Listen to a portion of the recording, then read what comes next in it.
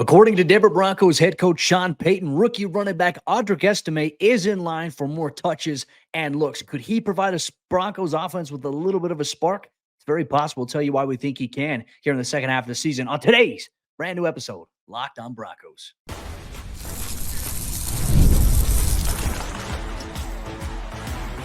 You are Locked on Broncos, your daily Denver Broncos podcast. Part of the Locked On Podcast Network, your team every day.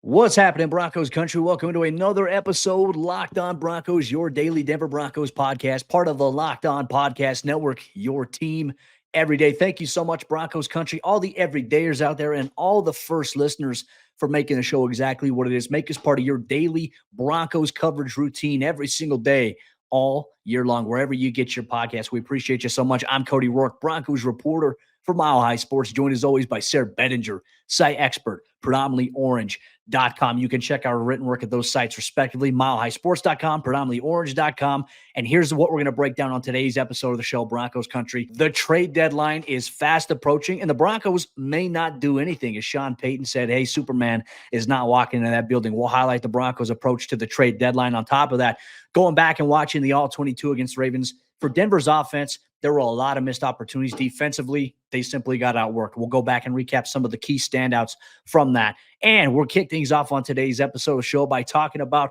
Audric Estime, the Broncos rookie running back, could be in line for some more touches, according to Sean Payton. Sayre, let's kick it off with that right here. You know, we got to meet with Broncos head coach Sean Payton on Monday morning following the Broncos blowout loss to the Baltimore Ravens. And he touched on the fact he was asked some questions about the offense and everything that we'll get to a little bit later on the show. But it was brought up whether or not we could see more touches here from Broncos rookie running back Audric Estime.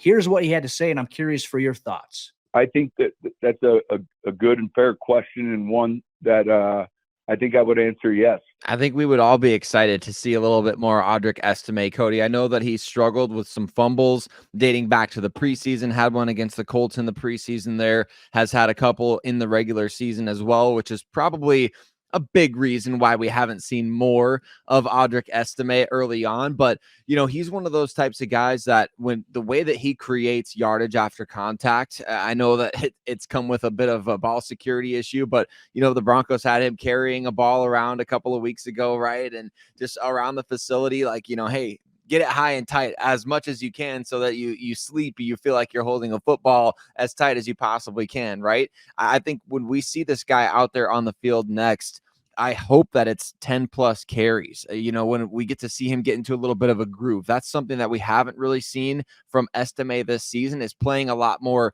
early in the game and kind of getting into a groove and staying on the field. He's come onto the field in short spurts, but I hope we do see more of him because honestly, Javonte Williams done a great job in pass protection. That's been probably his biggest asset to the Broncos that he's brought this season. But in every other facet, I think that it's open season for the Broncos at running back. Like, who's going to be that pass catcher to emerge? Who's going to be the lead ball carrier to emerge and really be that guy for this offense? I think at this point in the year, it's certainly still wide open.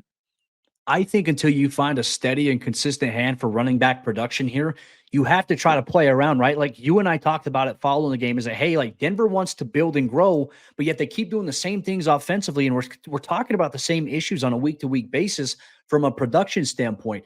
I don't know if you noticed this. I went back and I watched the film, obviously, and I noticed it was Jaleel McLaughlin was the first running back on the field in Sunday's game, got the first touch. I don't know if we can read into that. That's happened before, happened last year for Denver. I just think it depends on, is it the look that the defensive personnel is coming out in for the Ravens? Is that it? Or is it, hey, we want to maybe try to get some explosives here early on, try to break a big one with obviously Jaleel's speed. Certainly that is a factor. But you know what? At this point, you go in and you draft a young guy who, look, Sean Payton had told many people in the national media that he felt like Estime was their steal of the draft in terms of what he can do. Certainly, you have to get on the field a little bit more, and part of that is also on Estime. You talk about the ball security issue. Certainly, that's the case, but I think we have seen flashes that, hey, this guy, he gets downhill quick. He's got good vision. He's got good explosive burst in between the tackles. He just has to protect the football. At this point, Sayre, you need a little bit of a spark. I think Estime can be a little bit of a spark in the run game. Protect the football, that's the highest priority there. But why not at this point? Like, Denver has been trying to play, trying to figure out their offensive identity. We understand it. They're rebuilding. They've been trying to figure out the tight end position. They've been trying to figure out the receiver rotation, and they've really been trying to figure out how to get the run game going. Sayre, to me, a lot of this is like you have to change it up a little bit to see if you get the spark, right? Denver's already done that with Greg Dulcich getting benched for Lucas Kroll. But now it's like, hey, you're at a point now. You got a young guy you want to develop, get him in, and let's see him get more carries early on in games.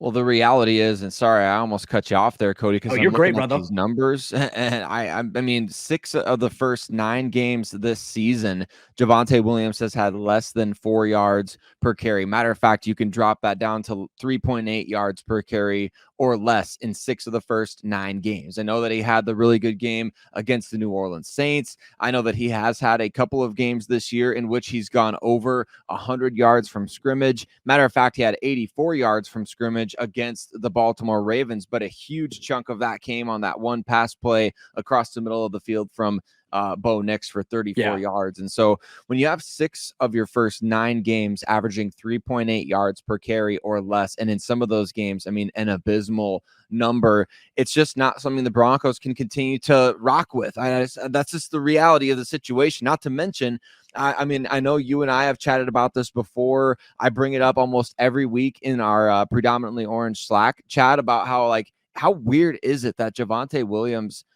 he's not a very good goal line running back, a very good goal to go running back. Throughout the course of his NFL career, that has been a problem. And I just don't understand it. For a guy who's good at creating yardage after contact, a guy who's supposed to be good at in those short yardage situations, it's been an uphill battle for him to kind of figure that out as an NFL runner. So very interesting, very unique situation here, given the fact that 6 of these first 9 games, again, 3.8 yards per carry or less. The Broncos need a better alternative than that, and they think they feel like they have it in Audric Estime. Yeah, and look, I'll even make mention of this because this hasn't been talked about enough. Tyler Bidet has been on the side field for the last, I think, week and a half. He's been running, and obviously he just posted something on his Instagram of him sprinting, and obviously I think that's a great sign. I don't know whether or not we'll see him come back this year.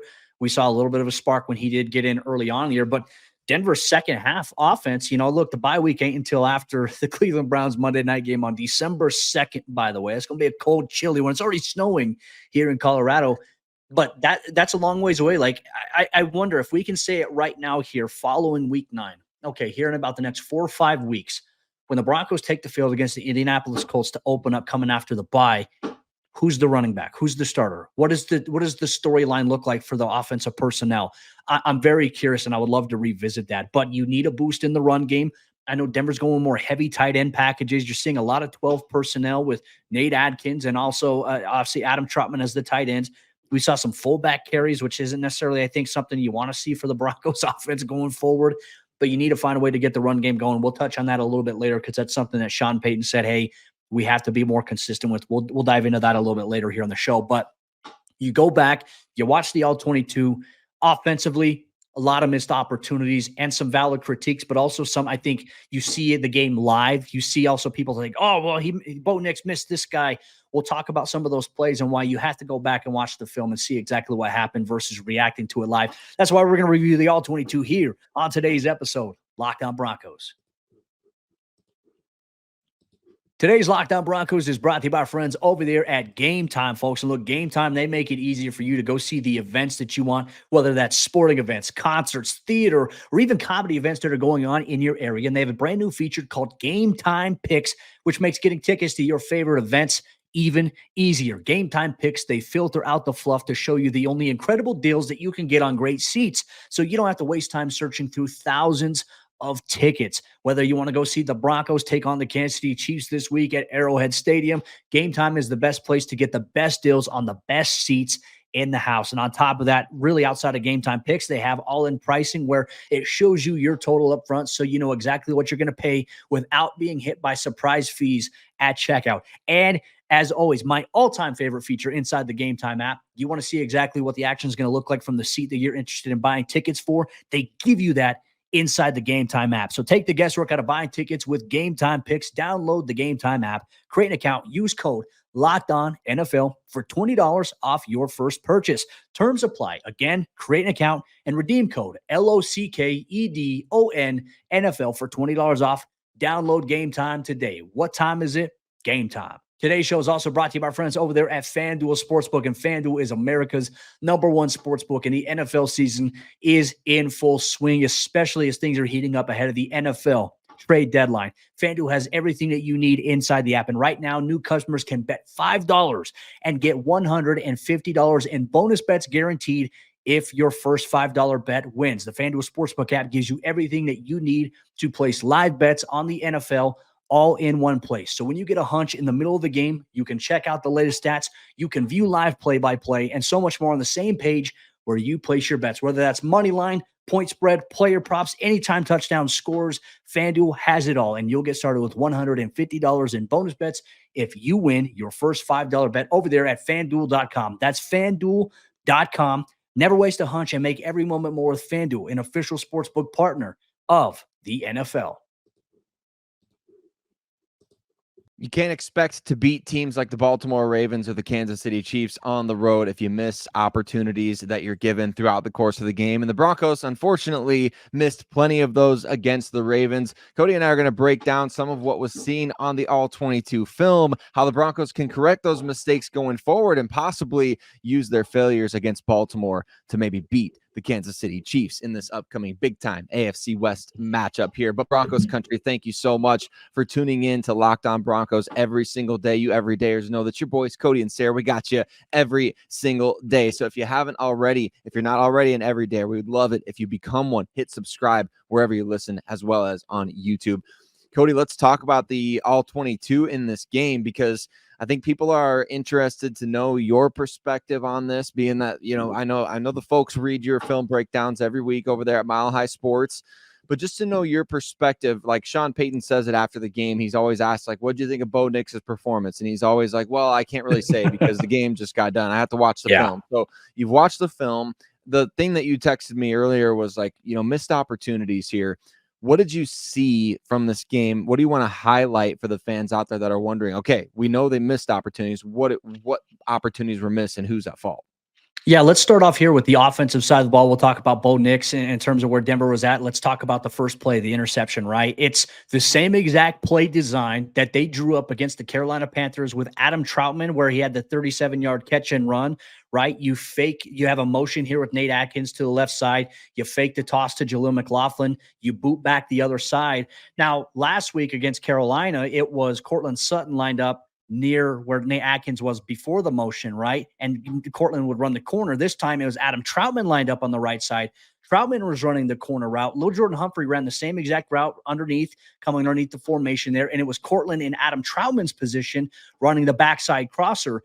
The corner route was covered. Cortland's backside crosser was covered. Lil Jordan Humphrey was open. But then the difference this week was that Kyle Van Noy had a path to Bo Nix in a sense, right? You talk about getting his arms up. You can go back and you see it on the film. Bo kind of has to throw it a little bit sideways, but a little bit high. It's not an uncatchable pass. I mean, to be honest with you, Bo altered the football with his arm. The trajectory needed to go because of Kyle Van Noy and the pressure that he was bringing. That's a play where Lil Jordan Humphrey, you got to go up and you got to go get it, right? It's not like it's a too high pass. And because you don't go up and get it, because it is a little higher, you tip it and it leads to an interception. That was frustrating. I see a lot of people saying, oh, that's on Bo Nix. That's just it's a misplay by Lil Jordan Humphrey. After the game, he even said it in the locker room himself, is I got to come up with that. That's on me. Aside from that, right, we go back to Lil Jordan Humphrey. People are saying, well, Bo Nix missed Lil Jordan Humphrey in the back of the end zone on a third down play there. Well, what happens is you have a play here where it's Adam Troutman lined up in line as the tight end there. Lil Jordan Humphrey's kind of offset off the line of scrimmage, and you're going to have Troutman run vertical to try to draw the safety, and that's going to lead to Lil Jordan Humphrey coming backside where you hope it's like, hey, there's a clear out right there. But the issue is on the left side where obviously Bo Nix got the ball, right? He's stepping up there. You look like, you have, an opportunity to make a play. There's nobody open, right? You see Lil Jordan Humphrey coming backside, but because of pressure coming inside to where Bo Nix was, Bo had to throw it up because you had every underneath route covered. And your only issue was going back to the Pittsburgh Steelers game in week 2, there was the defender sitting underneath, right? And you see Lil Jordan Humphrey coming backside. That that safety or that corner is watching Bo and could easily float back. That's why Bo had to put a little bit of touch on it. It's an incomplete pass. It would have been a very hard play to make for any wide receiver, but you would rather protect the football than turning it over in the red zone. So I'm not down on Bo for that play. And then certainly the holding call on Garrett Bowles. I mean, Sayre, nobody was open from a passing standpoint on that play. Bo does a great job evading pressure. Kyle Hamilton's a tremendous player. Garrett just bear hugged him, and it took 7 points off the board. So instead of maybe going into halftime, Sayre, we're situated, well, there's still that 1 minute left. Instead of at that, being down 17-10 at that point, it could have been 17-14. Obviously, Denver's defense probably wouldn't have gotten that stop early on because Zay Flowers went off. But it's like those things right there were missed opportunities. And then you talk about the Troy Franklin play. It's a design shot play. It's the same exact play that they ran against the Raiders where he dropped it. Same exact play design right there. Unfortunately, just Bo overshot it. That was on Bo Nix right there. But overall, the All-22 showed me that Denver's offense, they're seeing a lot of zone coverage still, and Bo is making the right decisions on where to go with the football. Which is the right and correct, mindset to be taking on this day after, right? Is like you want to see him making the correct decisions. Like you can second guess stuff all you want. You see all these different plays floating around on Twitter from people who have access to the All-22, and they're trying to say, well, Bo should have done this.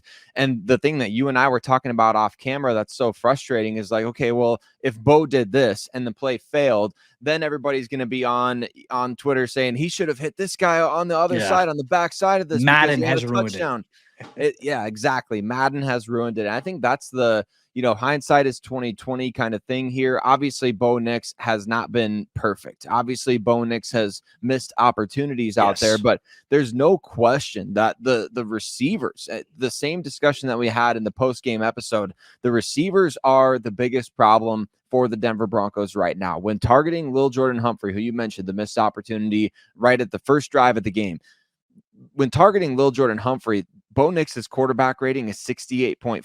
For those that are keeping score at home, that's not very good at all. Courtland Sutton leads this team in targets.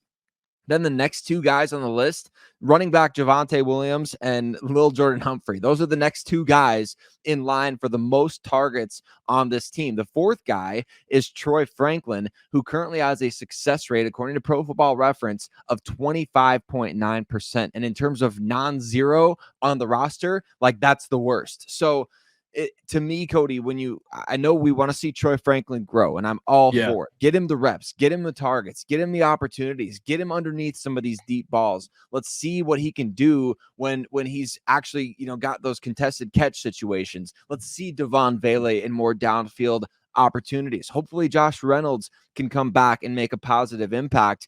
But until that stuff starts happening, I mean, we are just grinding away at nothingness here. This is tough. It's tough to watch. When you talk about missed opportunities, I feel like it has a lot to do with the personnel that Bo Nix is throwing to. I see a lot of people on Twitter that are joking around about this, but how true actually is this? That, I mean, Bo Nix is obviously the best quarterback on the team. We know that, but is he the best runner on the team and one of the best receivers after what we saw on Sunday? I mean, I know it's a hot take, but my gosh, like he made a catch on that throw from Courtland Sutton that was unlike anything we've really seen from most of the receivers this year. Let's be honest about it. So, I mean, it's tough. It's tough when your quarterback is making better catches out there than most of his playmakers. Bro, Courtland took a shot on that play, too. He took a shot right in the thigh and was still able to throw it. Courtland's got I think he's a perfect 4-for-4 in his NFL career. His first, obviously, career touchdown throw goes to Bo Nix. And I'd say another thing, too, from the All-22 that we'll talk about.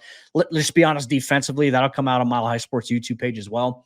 Denver's defense just got gashed, whether it was man coverage, whether it was zone coverage. Lamar getting outside the pocket was very problematic for them. And obviously they're facing Patrick Mahomes this week. He can do the same exact stuff. And that is where Denver's going to really have to key in this week. The trade deadline is here, though. Broncos Country and Sean Payton shared his thoughts and told us why he doesn't believe that they'll be doing much at the deadline. Things could obviously change, but we'll also highlight some of the other goals he has for this team down the stretch for the rest of the season here on today's episode, Locked On Broncos. This show is sponsored by BetterHelp, and I'd like to take a moment to say thank you to all the listeners of Locked On Broncos. You tuning into the show has changed my life. It certainly changed Sayre Bedinger's life as well. We're grateful for you, but this month is all about gratitude. And along with the person and all of you in Broncos Country that I just shouted out, there's another person that we don't thank enough. That is ourselves. And it's sometimes hard to remind ourselves that we are trying our best to make sense of everything. And in this crazy world, that isn't easy. Here's a reminder to send some thanks to the people in your life, including yourself. I've benefited from therapy. I think therapy is very beneficial, whether you're going through struggles in life or whether or not you're not. It's good to check in with yourself and to see where you're at, especially when we don't have a playbook that comes with this thing called life. BetterHelp was beneficial for me, and it could be beneficial for you. So if you're thinking of starting therapy, give BetterHelp a try. It's entirely online. It's designed to be convenient, flexible, and best of all, suited to your schedule to meet you wherever you're at, whether that's at an office or whether that's from the comfort of your own home. Just fill out a brief questionnaire to get matched with a licensed therapist, and you can switch therapists at any time for no additional charge. Let the gratitude flow with BetterHelp. Visit BetterHelp.com/lockedon today to get 10% off your first month. That's BetterHelp, HELP.com/lockedon. As we jump into the fourth quarter action on today's episode, Locked On Broncos, will Denver make some moves at the NFL trade deadline, whether that's being buyers or sellers, and what are the goals that Sean Payton has for his team if they're going to have a successful end to this season? We'll break that out here on today's episode, Locked On Broncos. Thanks once again to all the everydayers and first listeners out there in Broncos Country. We appreciate you so much for making us your first listen every single day.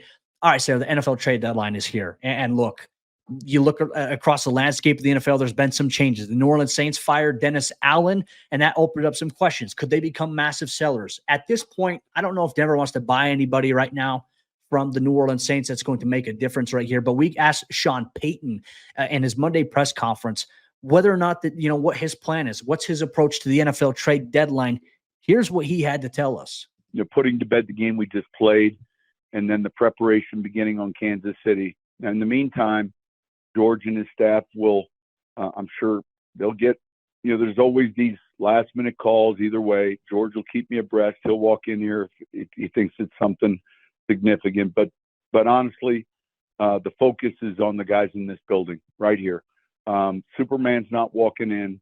Superman's not walking in, Cody, but you know who? I mean, Robin sounds pretty good right now. I'm trying to think of other DC characters that would be nice. So I get what Sean Payton is saying, like, and I understand the long-term aspect of this as well. Like, from a fan's perspective, you want the team to capitalize on the here and now. I mean, this is the moment, right? This is where we're at. This is, we have a chance to make the playoffs this year. And when you have a chance to make the playoffs, like, you don't want to squander it because you didn't get aggressive at the trade deadline and this, that, and the other. I get that. But I also understand the other side of it, to where, like, the Broncos, they don't have like a plethora of draft picks in 2025. Like, they do have their first round and second round pick and third round pick and things like that. And you probably want to keep those to build with your, the long-term future of this team. But at the same time, man, how many pick swap situations do we see out there? So I think when you look at a situation like what we saw with Carolina and Baltimore doing the Deontay Johnson trade, like, you can always figure out the financials. Can you make something work in terms of future draft compensation with the pick swaps and things like that? That's where I would love to see, like, you would hate to see Evan Ingram go for a pick swap to another team, or David Njoku go for a fourth round pick or later to another team. Like, those types of things would sting to see the Broncos pass up on. But I think if you're talking about, like, making a blockbuster move, obviously you might want to sit this one out when you're a team that really needs to, and you're emphasizing, hey, we want to draft and develop and build through that means, as opposed to just bringing in these quick fixes or hopeful quick fixes. Well, and another element to that too that Payton touched on was the fact that, when you were talking about trades for specific players, sometimes it could be a player whose contract is expiring. And so part of that is, can you negotiate an extension with a potential player in that situation? I mean, we've seen it happen before, not with Denver, but like with a player that Denver traded away, like Bradley Chubb is the most recent example that comes to mind for me. I think you look at the LA Rams, they didn't do that with Vaughn. I know that Vaughn re-entered free agency and there was a chance he could have came back, but like with Bradley Chubb, it was, hey, he's going to Miami, but it's only if you get an extension done with him. That's really what Bradley Chubb's camp wanted, and Miami was willing to do that. Right now, I just don't know who that is going to be, right? And look, certainly Peyton is right. Superman is not walking through that door. You and I said it in the post game. The Broncos aren't necessarily one player away, but you need to get Bo Nix some weapons. So do you sit on the standpoint of saying, okay, we're going to continue to sit here. We're going to continue to develop Troy Franklin, Devon Bailey, some of our younger guys here, maybe even bring up a guy like A.T. Perry, who's got developmental traits here, and play them alongside Cortland Sutton a lot more. Josh Reynolds, after the Chiefs game, will be eligible to come off of injured reserve. So you factor into that situation. You also have some other moves as well. I think Denver, I don't think they're going to be like sellers, like trading premier players, but I do think that Denver will maybe offset one or two players. If I had to estimate a move today over under 0.5, I'm going to take the over. I think that there is going to be one move that is made. It's not necessarily going to move the needle for Denver. I think it's going to be for Denver to acquire capital because, Sayre, you have free agency coming up. Denver's going to have a good amount of cap space. Going into next year, yes, you're still paying, I think, what is it, 32, 33 million of Russ's deal. And then after that, it's off the books. It's done for. That's going to be great. But with your draft capital, you may have a chance to double dip on some weapons. This year's wide receiver class is projected to be pretty good looking on paper. Same with the tight end class. So maybe this is where you invest in offensive weapons in the NFL draft. You make your approach in free agency. Maybe you go to try to get a guy in free agency, a playmaker there, and then you draft and you have other guys in positions. I don't know how Denver's approach is going to be, but it's trying to see the forest through the trees a little bit. Denver is still in a position to compete for a playoff spot, which I think is exciting. All things considered, the dead cap money, the lack of capital that they've had, the young players that are playing right now, that's an exciting position for Denver to be in. But on top of that, like Sean Payton himself, he said he's focused on guys inside the building. He's also got to focus on some of the goals and what he wants to see for the team to maybe make a push in the second half of the season. Here's what Sean had to say to us. I think back to one important statistic, and that deals with the running game. And I think I would say consistency of us offensively rushing the football efficiently, our continued success that we've had prior to yesterday at defending the run is going to be vital to this team winning. We're -1 right now in the turnover battle. If we're having that discussion towards the end of the season, that's not going to be good. So that it has to be something in our favor. You always need the turnover battle to be. The Broncos are the prime example of when the turnover battle goes in your favor, like things are going well, because they're 5-0, I believe, Cody, when they win the turnover battle this season, which is not staggering by any means. I mean, when this team takes care of the football and they're rolling in that way, they're getting extra possessions from the defense as well. Like we've seen even against the Ravens, like I know you saw this on the film. The Broncos offense, I don't think Riley Dixon came onto the field for anything but a hold on an extra point till the second half. So the offense was moving the ball. They just failed on a couple of fourth downs, and they failed in the red zone one time that really helped the Ravens big time. So it's not necessarily about the offense not being able to move the ball at this point, which is a huge improvement from the discussion after the first two games of the season. The offense is moving the ball when you take care of the ball, and the defense is causing, the other team to make mistakes, and you're getting extra possessions. Like giving this offense extra possessions right now is really dangerous for other teams. That's why I think you could see a path to the playoffs even after a devastating loss like that. So it's about finding those little edges, those little things, throughout the course of a game. Like, what is it going to be? And to your point about guys who could be traded, I mean, man, it's really the Baron Brownings, the Damari Mathis, the Greg Dulcich. Like, are those guys in the team's long-term plans? Are they going to be part of the equation of being that small, difference in the team at areas where they've needed help? Damari can help on special teams. He can be in the dime package. Baron provides a pass rush potentially. Dulcich could be the Joker guy, but at this point, we just haven't seen any of that from any of those guys. And are they going to factor into those plans? It's going to be fascinating to see what the Broncos think when the trade deadline hits at 2 p.m. Mountain Time. Yeah, that's the biggest key. And back to the turnover differential, Sean Payton said, like, there's instances in NFL history, right, with elite teams that overcame a negative turnover differential. I think he brought up the 2022 Kansas City Chiefs. He said they had a negative turnover differential, but obviously still found ways to win. Obviously, that's key. He said the 2015 Broncos, they were another team, negative turnover differential, but we're able to find a way to go on and win a Super Bowl. He said, unless you're in that elite category, when you have a negative turnover differential, it is hard to win in the National Football League. And certainly, I think that was a great example on Sunday against the Ravens. The Ravens are a well-oiled machine. They're a firepower right now. And they lost to the Ravens in week 2. Nobody cares about that. That was week 2. They lost by an inch to the Chiefs in week 1. Doesn't matter. The Ravens are a different team. And they are, I think, one of the most explosive teams right now. Them in Detroit. And look, I got a lot of flack for saying this. People are like, oh, yeah, you don't know ball. It's like, I don't care about the record here. I'm saying when this team plays their brand of football, the Ravens look like one of the scariest teams in the league alongside the Detroit Lions. Kansas City's undefeated. Sure, that's the case there. But they don't look like the best team in football despite their record. That was the point. Like, people want to just argue about that. Certainly up for debate. Like Kansas City, obviously, until someone dethrones them, yeah, of course, they're going to be considered the best team. But Denver ran into their toughest test of the season, and they failed. Like, they fell flat on their face. Doesn't mean that the season is over. They have to accomplish a lot of things still internally that they're hoping that they can correct and rectify there, because they are still in the playoff conversation. And that, I think, makes things very, very interesting. Broncos Country, we appreciate you so much for tuning into today's episode of Locked On Broncos. Tomorrow's episode, for all you everydayers out there, it is a mailbag series. Sayre and myself, we chose the 3 best questions sent in from Broncos Country. We'll address them on the mailbag on tomorrow's brand new episode of the show.